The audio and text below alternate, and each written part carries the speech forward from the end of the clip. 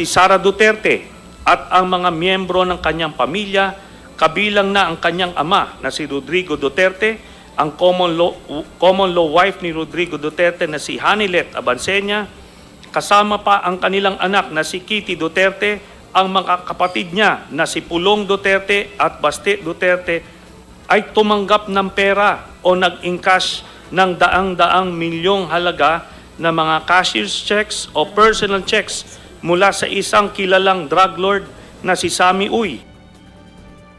Okay. Kung so yun, well, that's part of his affidavit kayo natin, yung binasa niya doon kanina.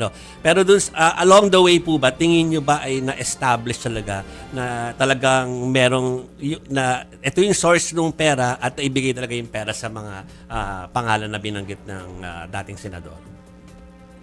Well, unang-una ang mismong yung talagang malalim na sisiyasat nitong mga ebidensya ay hindi naman sa aming Committee on Justice, kundi pag dumating ito sa Senado, yung mismong trial nitong kaso. Ang layunin lang naman namin sa committee ay malaman kung merong probable cause. Kaya preliminary lang po yan. Presentation. But ganun pa man ay very concerning yung mga lumabas kasi hindi lang naman yung naging testimonya ni Senator Trillanes kanina, may nabanggit din, although hindi natin alam yung buong detalye niyan, na yung meron, according to the AMLA, may mga predicate crimes na kasama doon ang drug trafficking.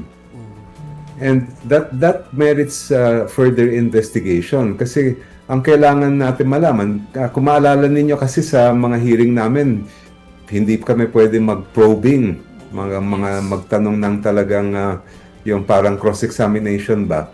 Kaya hindi natin alam yung naging basehan o mga detalye ng nabanggit nga sa summary report ng AMLA na meron ng predicate crimes.